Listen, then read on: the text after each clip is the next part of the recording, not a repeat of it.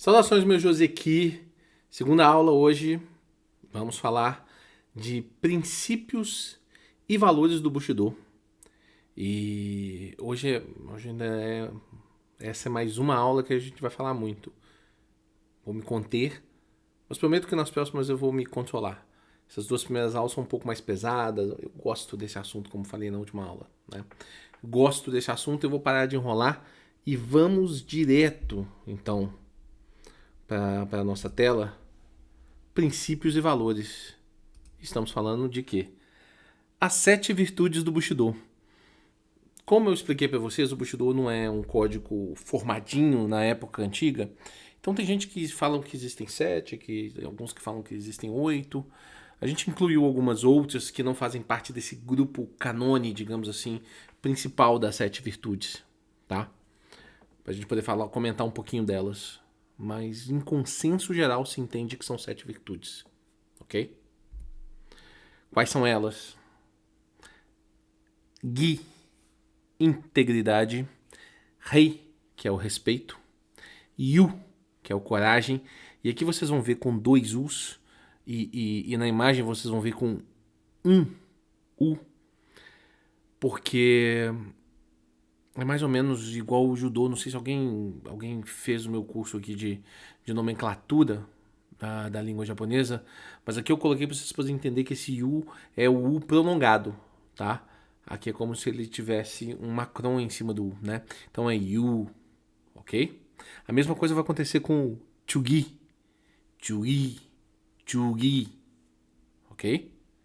Yu, Meiyo. Esse Meiyo tá escrito errado, eu vou corrigir, né? Jin, Makoto, Yu, Chugi, ok?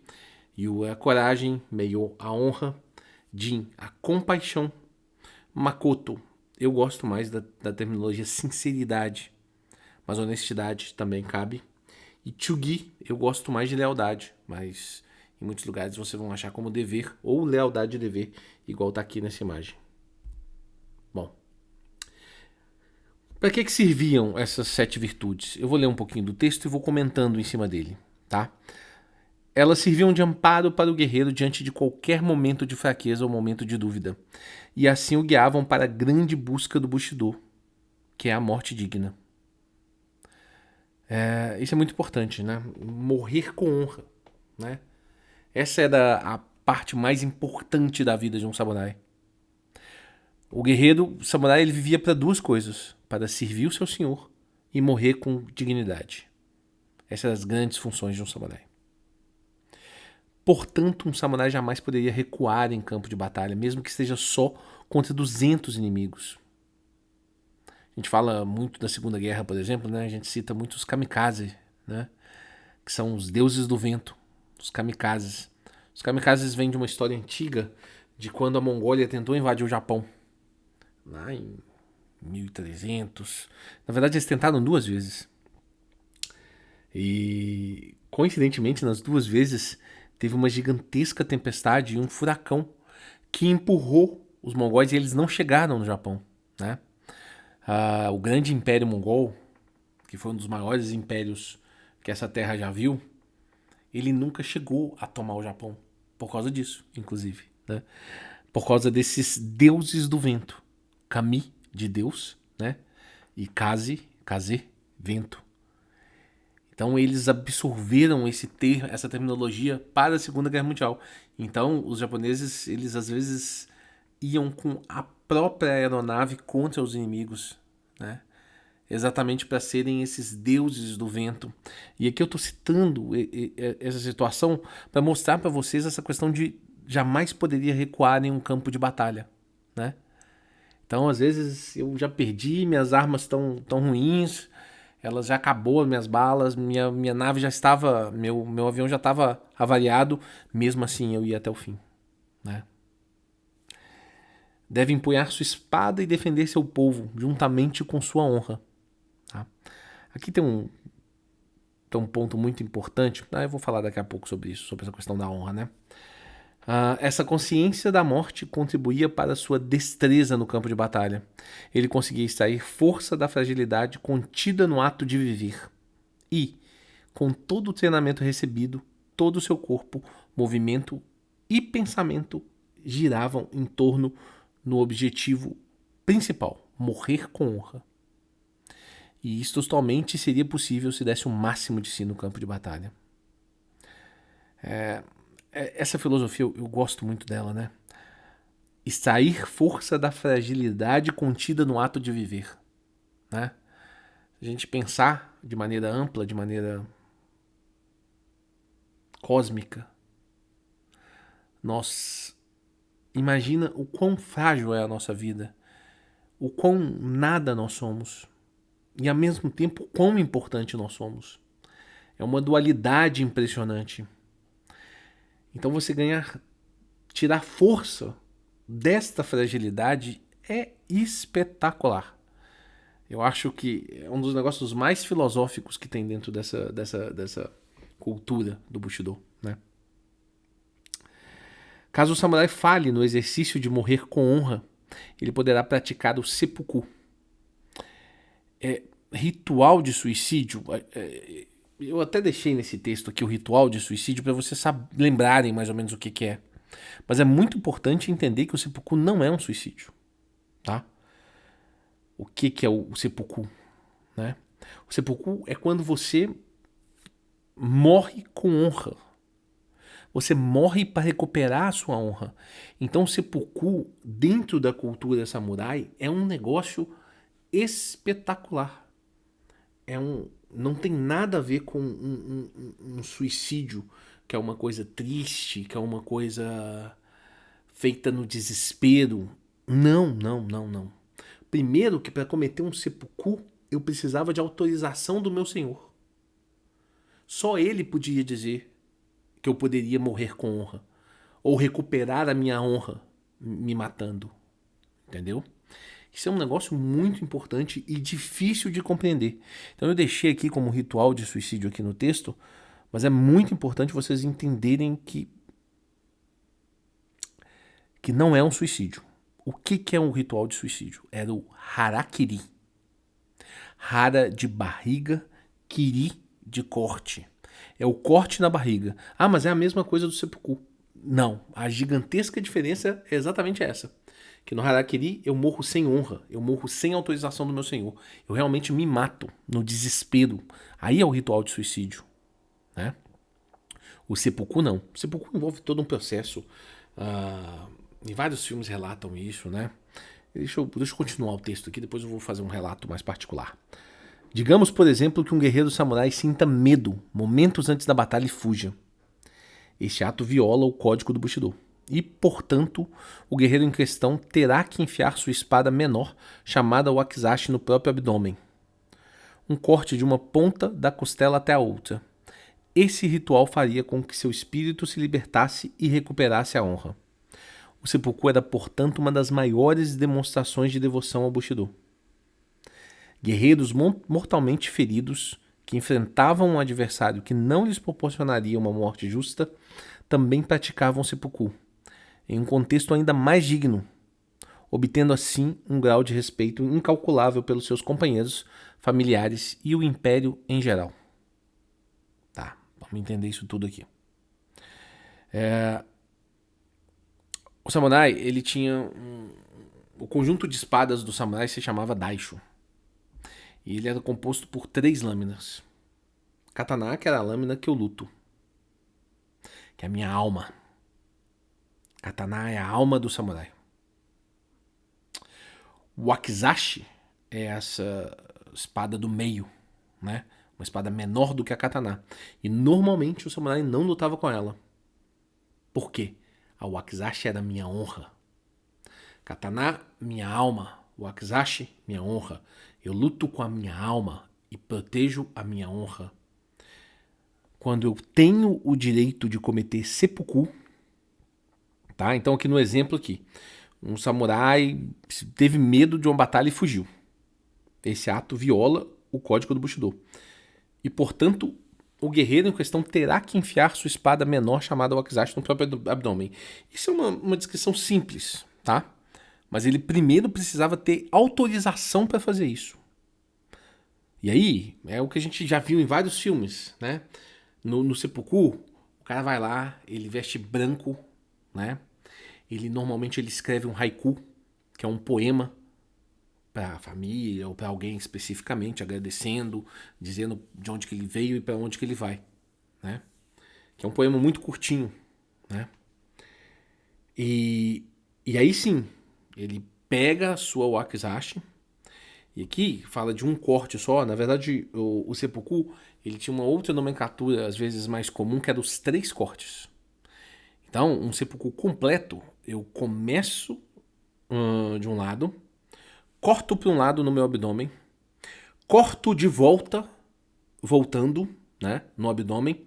E o terceiro corte era um corte que eu fazia. Então eu começo no meu lado esquerdo, igual basicamente tudo no judô, né? Então eu começo no meu lado esquerdo, enfio a espada no meu lado esquerdo, puxo pro direito, volto pro esquerdo e depois eu subo a katana contra a minha costela, ok?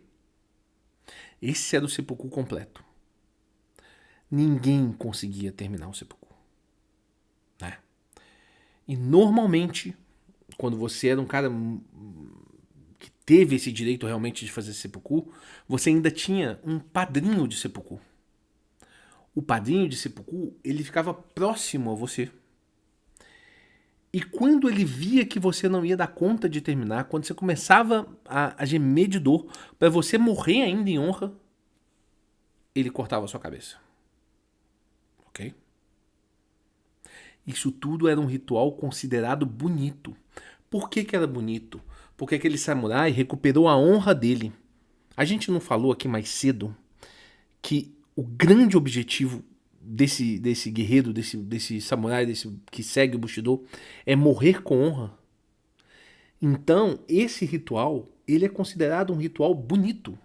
É difícil da gente entender, né? É muito complicado da gente entender. Eu ainda, quando vejo os filmes, eu ainda tenho dentro de mim essa dualidade, né? É difícil de compreender. Mas é porque aquele cara tá morrendo com honra, ele tá recuperando a honra dele, né? Então isso é muito importante vocês entenderem. E só o Bushido permite isso, porque isso é uma das questões muito relevantes. Por acreditar nessa questão do Bushido, de eu ter que morrer com honra, por essa questão dessa influência religiosa do Bushido, isso faz com que o seppuku seja algo bonito. E aí, qual que é a diferença?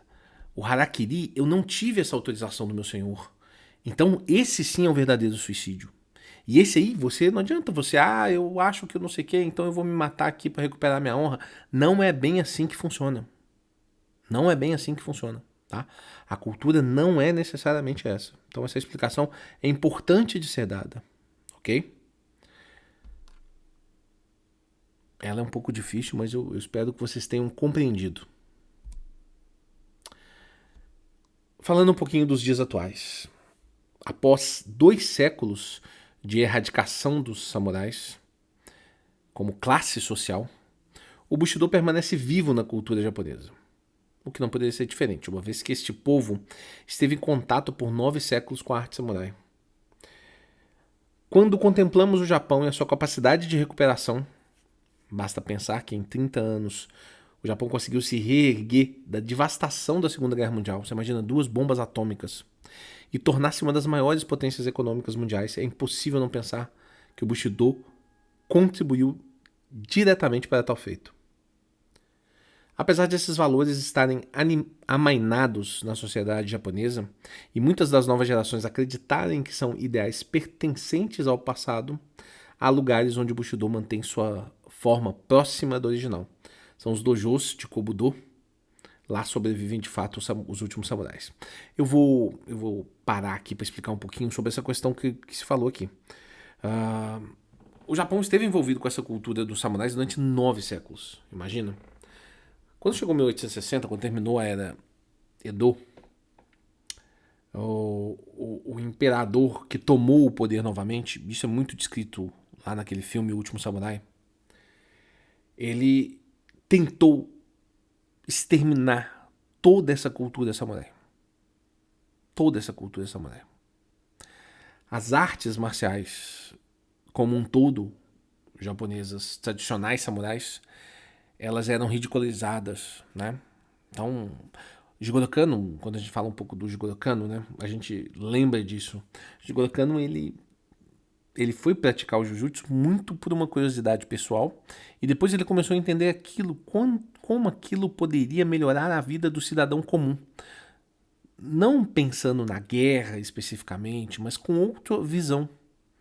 E aí ele se envolveu nessa filosofia, nessa importante filosofia que era o Bushido, e pegou muito desses valores e carregou para o judô, né? Então isso é muito importante, porque naquele período, o imperador, o início da era Meiji, ele queria acabar com os vestígios dessa cultura samurai. Só que são 9 séculos. 9 séculos. Além de tudo, no meio disso, a gente não pode esquecer que com a perda, com a derrota japonesa na Segunda Guerra Mundial, as pessoas começaram a olhar para o imperador de uma maneira muito diferente. E aí, nesse período, antes disso, também por influência, por exemplo, do próprio Jigoro Kano, né, e de escolas de Kendo, o Judô e o Kendo foram muito importantes nesse processo de recuperação desse orgulho japonês, que até em algum momento o imperador usou para fortalecer esse espírito do Bushido, do até o fim, né? Como eu dei o exemplo, por exemplo, da Segunda Guerra Mundial, dos kamikaze, por exemplo, né? Mas aqui no texto traz um outro exemplo que é muito importante. Como que isso está enraizado dentro da cultura japonesa de um jeito que é muito difícil disso não se prolongar por muitos e muitos anos. Porque o Japão é um país que sofreu a Segunda Guerra Mundial, claro, talvez seja uma das piores coisas que um país já sofreu nesse mundo, né? Nessa terra. As bombas atômicas e tal. Mas o Japão é um país que a natureza castiga o Japão, né? Muitos maremotos, terremotos, todos os motos que você pode possibilitar, né?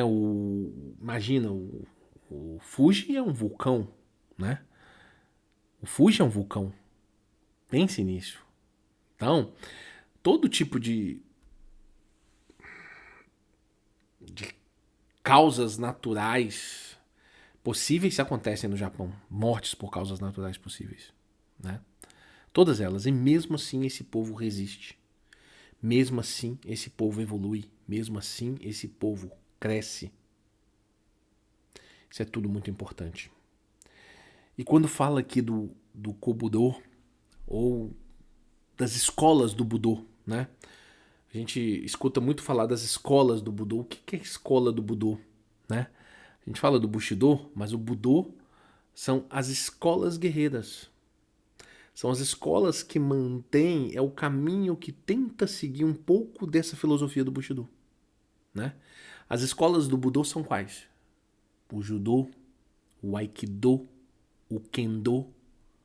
Tem outras, tem o Karatê também dentro dessas, né? Apesar de no Karatê não ter o Karatê-Do, apesar de muitos professores gostam de se referir ao Karatê como Karatê-Do, né? Isso se deve, só um parêntese rápido aqui sem entrar demais, mas é porque a grande força do karatê vem da ilha de Okinawa, né, que é muito ao sul, então ela recebe muito pouca influência da ilha principal, tá? Por isso que talvez o nome do não esteja no karatê, tá? Mas é uma das artes do Budô. Então, de alguma forma, esses valores, hoje esses guerreiros são os últimos samurais. Nós, judocas, então somos esses últimos samurais, de alguma forma, né? E aqui, mais uma fala do Miyamoto Musashi, o livro dos Cinco Anéis, né? Livro dos Cinco Anéis que é leitura obrigatória, senhores. Leitura obrigatória para vocês que gostam dessa cultura, tá? Os Cinco Anéis são a água, o ar, o fogo, a terra e o vazio, né? O void, o mar. Que a gente até fala, às vezes. Tem até em aula de judô, dessas aulas mais tradicionais, a gente fala de ma. A gente fala de ma, né? Que é esse vazio. E ele explica um pouco sobre alguns elementos, né? Como que eles norteiam essa parte filosófica e intuitiva do Bushido, né? E tem algumas frases dele que são muito boas, como essa aqui: os homens devem moldar o seu caminho. A partir do momento em que você vir o caminho, em tudo o que fizer, você se tornará o caminho. É essa questão do do, você se tornar o caminho, você não andar num caminho. Eu sempre, quando eu falo de judô, né, da definição de judô, eu sempre volto nessa tecla do do, como não é um caminho, uma trilha, um lugar. É você ser esse caminho. Ainda mais para nós, professores, em geral, né? Ainda mais vocês, faixas pretas, tão graduados que são, mesmo não sendo professores. Bom, falei que ia demorar. Tentei não demorar muito. Espero que vocês tenham conseguido me acompanhar nessa aula. Na próxima aula nós vamos falar. Aí eu vou tentar ser breve para falar de cada uma das nossas virtudes do Bushido, tá? Dando alguns exemplos, tentando trazer isso para a nossa atualidade. Pessoal, um forte abraço. Até a próxima aula. Tamo junto.